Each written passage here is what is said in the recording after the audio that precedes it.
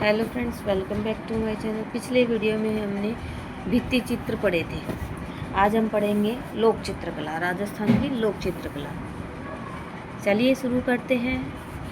फड़ चित्रण। जब किसी व्यक्ति के कार्य, ये देखो अगर आपको आवाज़ें आती हैं तो बाहर बच्चे खेल रहे हैं, इसलिए ये आवाज़ें आपको आएगी। ध्यान रखूँगी, फिर भी मैं कोशिश करूँगा आपको आवाज़ें कम से कम आए। फड़ चित्रण। जब किसी व्यक्ति के कार्य जी आज संडे है इसलिए बच्चे बाहर खेल रहे हैं। फड़ चित्रण। जब किसी व्यक्ति के कार्य एवं जीवन का अंकन वस्त्र पर करके आमजन को प्रेरणा देने का काम किया जाता है तो यह चित्रांकन वस्त्र फड़ और इसका वाचन करना वाचन फड़ कहलाता है। देखिए, फड़ चित्रण क्या होता है? किसी वस्त्र पर किसी व्यक्ति के आमजन के कार्यों का चित्रण किया जाता है, कथा का चित्रण किया जाता है और जो आमजन को प्रेरणा देने का स्रोत बन जाता है। फिर जो वस्त्र पर बनाया जाता है उसको तो फड़ कहा जाता है और जिसका वाचन किया जाता है तो फड़ वाचन कहा जाता है। शाहपुरा के छिपा जाति के जोशी इस पट चित्रण या फड़ चित्रण में सिद्धस्त है। तो इस फड़ कला में सिद्धस्त कौन है? शाहपुरा के छिपा जाति के जोशी परिवार। फड़ कपड़े पर बने हुए चित्र होते हैं जिसके माध्यम से किसी घटना या कथा का प्रस्तुतिकरण किया जाता है। फड़ की लंबाई अधिक होती है, चौड़ाई कम होती है। ये फड़ क्या होते हैं? कपड़े पर बने हुए चित्र होते हैं, जैसे कि इसमें जिनके माध्यम से हम क्या करते हैं, किसी घटना का कथा का प्रस्तुतिकरण करते हैं। और फड़ की लंबाई अधिक होती है, चौड़ाई कम होती है। फड़ चित्रण में मुख्यतः लाल, काले, भूरे व हरे रंगों का प्रयोग किया जाता है। तो फड़ जो बनाते हैं उसमें काले, लाल, भूरे, हरे रंग का प्रयोग किया जाता है और मानवाकृति, पशुगति, पशु पक्षी का, प्रकृति का चित्रण का संयोजन कर उसमें रंग भरा जाता है। लगभग 30 फीट लंबी, 5 फीट चौड़ी फड़ बांसों के सहारे खुली जगह चौपाल में तान दी जाती है।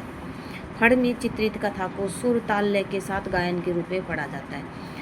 फड़ में चित्रित कथा को सुर, ताल, लय सभी चीज़ों के द्वारा पढ़ा जाता है। इसमें सुरीली गायक को क्या कहते हैं? जो गायक सुरीला गायक होता है, गायक करता है, इसको कथा को पढ़ के बताता है, उसे क्या कहते हैं?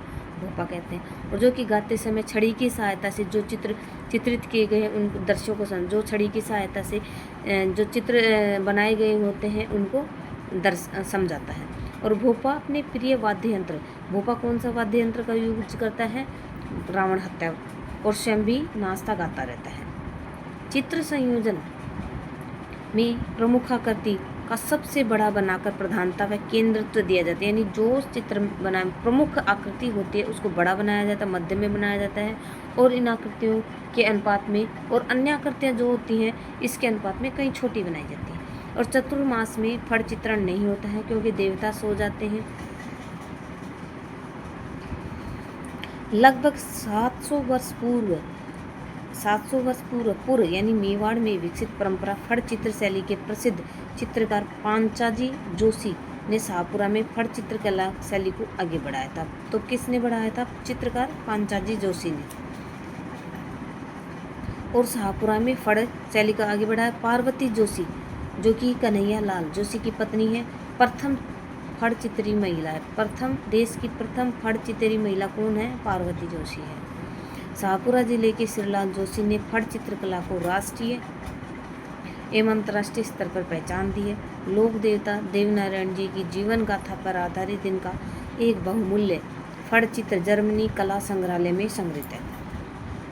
श्रीलाल जोशी ने फड़ चित्रकला को राष्ट्रीय अंतर्राष्ट्रीय स्तर पर पहचान दी है और लोक नारायण देवता देवनारायण जी की जीवन गाथा पर आधारित इनका एक बहुमूल्य फड़ चित्र देवनारायण जी की गाथा जो जर्मनी के संग्रहालय में संग्रहित है।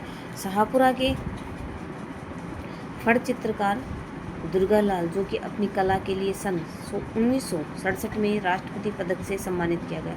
वर्ष 1993 में शाहपुरा के फड़ चित्रकार शांतिलाल को भी राष्ट्रपति पुरस्कार से सम्मानित किया गया। 2006 में श्रीलाल जोशी ने फड़ चित्रण हेतु पद्मश्री से नवाजा गया। हमने फड़ चित्रकला के बारे में देख लिया। अब देखते हैं बातिक। बातिक क्या होते हैं? बातिक बनाने के लिए पहले सूती अथवा रेशमी कपड़े पर किसी मार्कर अथवा कार्बन पेपर से इच्छित चित्र की आउटलाइन बना दी जाती है। बातिक क्या होते हैं? सूती अथवा रेशमी कपड़े पर मार्कर अथवा कार्बन पेपर से इच्छित आकृति की आउटलाइन बना ली जाती है। रंग योजना के अनुसार पहले कपड़े के जिस भाग को रंगना होता है उस हिस्से को छोड़कर बाकी सारे हिस्से को पिंगला हुआ मोम लगाकर ढक दिया जाता है। जिसको रंगना होता है उसको छोड़ दिया जाता है, बाकी को पिघला हुआ मोम बनाकर उसे ढक दिया जाता है। मोम की घोल की अच्छी तरह से लगाने के बाद कपड़े को उस रंग में डुबोया जाता है जिसे उसे रंगना होता है, और जिस हिस्से पर मोम नहीं चढ़ा होता है उस पर रंग चढ़ जाता है। जिस पर मोम चढ़ा होता है उस पर रंग नहीं चढ़ता, और जिस पर मोम नहीं चढ़ा होता है वह रंग जाता है, और जिस हिस्से पर मोम चढ़ा हुआ था वह बिना रंगा रह जाता है। कपड़ा सूखने पर मोम उतार लिया जाता है, फिर उसे उस हिस्से पर लगा दिया जाता है जहाँ रंग नहीं चढ़ा होता है। इस प्रकार मोम लगाकर रंगने और मोम उतारकर पुनः रंगने की प्रक्रिया तब तक जारी रहती जब तक कि रंग योजना के अनुसार कपड़े पर इच्छित प्रभाव उत्पन्न नहीं हो जाए। बातिक के कार्य के लिए सीकर का खंडेला कस्बा। बातिक के कार्य के लिए सीकर का खंडेला कस्बा देश विदेश में प्रसिद्ध है। खंडेला के उमेश चंद्र शर्मा बातिक के लिए विश्व प्रसिद्ध है। तो बातिक के कार्य के लिए सीकर का खंडेला गांव प्रसिद्ध है, और यहाँ का उमेश चंद्र शर्मा बातिक के लिए विश्व प्रसिद्ध है। अब हमने बातिक पढ़ा, अब देखते हैं सांजी। सांजी ऐसा माना जाता है कि सांजी बनाने की परंपरा भगवान श्री कृष्ण व राधा ने आरंभ की। राजस्थान में सांजी बनाने की परंपरा वृंदावन से आई है। जबकि श्रीनाथ जी नाथ द्वारा पधारे तो उनको पुजारी वृंदावन के मंदिरों की भांति नाथ द्वारा में सांजी बनाने लगे थे। सांजी पितृपक्ष में बनाई जाती है। कुमारी कन्या दीवार पर गोबर से सांझी बनाती है, उसे आटा, हल्दी, कुमकुम तथा कोड़ियों से सजाती है। पितृपक्ष के पहले 10 दिन तक सांझी के रूप एवं सज्जा में परिवर्तन किया जाता है। 11वें दिन बड़ी सांझी बनाई जाती है जिसे अमावस्या तक सुरक्षित रखा जाता है। 11वें दिन बड़ी सांझी बनाई जाती है जिसे अमावस्या तक सुरक्षित रखा जाता है। नाथद्वारा के श्रीनाथ जी के मंदिर नाथद्वारा के मंदिर की कौन सी केले की संध्या पूरे भारत में से, तो कहाँ की पूरे भारत में सांझी प्रसिद्ध है? केले की संध्या नाथद्वारा की। नाथद्वारा में अंतिम दिन की सांझी कोट साझी कहलाती है। नाथद्वारा में अंतिम दिन की सांझी क्या कहलाती है? कोट साझी कहलाती है। उदयपुर का मच्छंद्रनाथ मंदिर अपनी सांझियों के लिए इतना प्रसिद्ध है कि इनका नाम संध्या मंदिर हो गया। उदयपुर का मच्छंद्रनाथ का मंदिर सांझियों के लिए प्रसिद्ध है, इसका नाम क्या कर दिया गया है? उसका नाम ही संध्या मंदिर हो गया। और पाने क्या होते हैं? राजस्थान में विभिन्न पर्व, त्योहार एवं मांगलिक अवसरों पर कागज पे बने चित्रों एवं देवताओं को प्रतिष्ठित किया जाता है। कागज पर बने चित्र पाने कहलाते हैं। पाने क्या होते हैं? राजस्थान के विभिन्न त्योहारों एवं मांगलिक अवसरों पर कागज पर बने चित्रों एवं देवताओं को प्रतिष्ठापित किया जाता है। कागज पर बने चित्र पाने कहलाते हैं। श्रीनाथ जी का पाना सबसे अधिक कलात्मक, जिसमें 24 श्रृंगारों का चित्रण किया गया है। श्रीनाथ जी का पाना सबसे अधिक कलात्मक है, जिसे 24 श्रृंगारों का चित्रण किया गया है। मांडनी क्या होते हैं? मांडनी का अर्थ होता है चित्रित तथा लिखित अंकन। वस्तुतः मांगलिक चित्र होते हैं, घर के आंगन द्वार पर बनाए जाते हैं। स्वास्तिक के अतिरिक्त जिस मांडनों का सर्वाधिक प्रयोग किया जाता है पद चिन्ह है, जो कि लक्ष्मी जी के चरण है। राजस्थान में विशेष अवसर मांडने बनाने का प्रचलन है, यथा चौकड़ी मांडना होली पे, ताम मांडना विवाह पर, और शांत्या या स्वास्तिक शिशु जन्म पर। गोदना शरीर पर गोदने की कला का आरंभ श्री कृष्ण ने किया था। इसके मूल में लोक विश्वास है कि मृत्यु के बाद सोने चांदी के कीमती आभूषण इस नश्वर संसार में ही रह जाते, किंतु गोदना ही एकमात्र आभूषण जो मृत्यु के बाद भी स्त्रियों के पास रहता है। गोदने का कार्य अधिकतर नट जाति के स्त्री पुरुष करते हैं। वर्तमान युवा पीढ़ी भी गोदने की ओर आकर्षित हुई, यद्यपि इसका नाम अब टैटू हो गए हैं। मेहंदी मांगलिक अवसरों पर मेहंदी लगाने की परंपरा बहुत पुरानी है, इसका अंकन अस्थायी होते हैं। बिस्सा जाति की महिलाएं कभी मेहंदी नहीं लगाती हैं। व्हील ग्रामीण अंचलों में महिलाएं घर सजाने तथा दैनिक उपयोग की चीज़ों को सुरक्षित रखने के लिए मिट्टी की महलनुमा कलाकृतियाँ में बोलचाल की भाषा में व्हील कहा जाता है। महलनुमा कृतियाँ जो बनाई जाती हैं मिट्टी की, उसे क्या कहा जाता है? व्हील कहा जाता है। राजस्थान में सर्वाधिक व्हील पश्चिमी राजस्थान में बनाए जाते हैं। व्हील का निर्माण घोड़े की लीद व मूंज स्थानीय भाषा में पिच्छी से किया जाता है, और प्रारंभिक मूल ढांचा बांस की पतली पतली खपच्चियों से धागे से बांध कर बनाया जाता है। देवरे क्या होते हैं? देवरे खुले चबूतरे पर निर्मित होते हैं, जिनकी आकृति त्रिकोणात्मक होती है। देवरे एक तरह से मंदिर होते हैं, यद्यपि इनकी भव्यता का अभाव होता है। पथवारी निर्माण का आम जन रिवाज राजस्थान के ग्रामीण क्षेत्रों में सर्वत्र मिलता है। गांव में पथ रक्षक रूप में पूजे जाने स्थल को पथवारी कहा जाता है। तीर्थ यात्रा पर जाते समय इनकी पूजा की जाती है। असमर्थता के कारण एक बार मृत व्यक्ति के फूल पथवारी के चित्र पर ही चढ़ा दिए जाते हैं। पिछवाई पिछवाई करते हैं पीछे लटकाना। नाथद्वारा मंदिर में श्री कृष्ण प्रतिमा के पीछे दीवार पर लगाया जाने वाला वह कपड़ा जिस पर श्री कृष्ण की लीलाओं का चित्रण किया जाता है वह पिछवाई कहलाता है।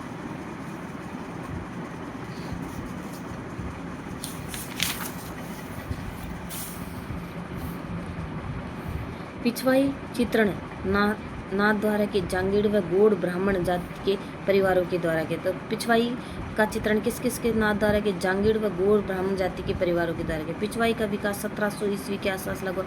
पिछवाई के सर्वाधिक कलाकार कहाँ? लच्छीराम, घनश्याम, कैलाश शर्मा, नरोत्तम शर्मा, विठल दास शर्मा जी। थापे क्या होते हैं? महिलाओं के द्वारा ग्रामीण क्षेत्र में विभिन्न त्योहारों व उत्सवों पर परंपरागत रंगों के द्वारा किया गया चित्रण थापा, और पूरी हथेली पर रंग लगा उसका थापा लगाना कहलाता है। कावड़ क्या है? चित्तौड़गढ़ का बस्सी नामक ग्राम राजस्थान में कावड़ के लिए सुप्रसिद्ध है। तो कावड़ के लिए कौन सा गांव प्रसिद्ध है? चित्तौड़गढ़ का बस्सी नामक गांव फेमस है। यह मंदिर नुमा एक काष्ठ कलाकृति है जिसमें कई द्वार बने होते हैं। कावड़ क्या होती है?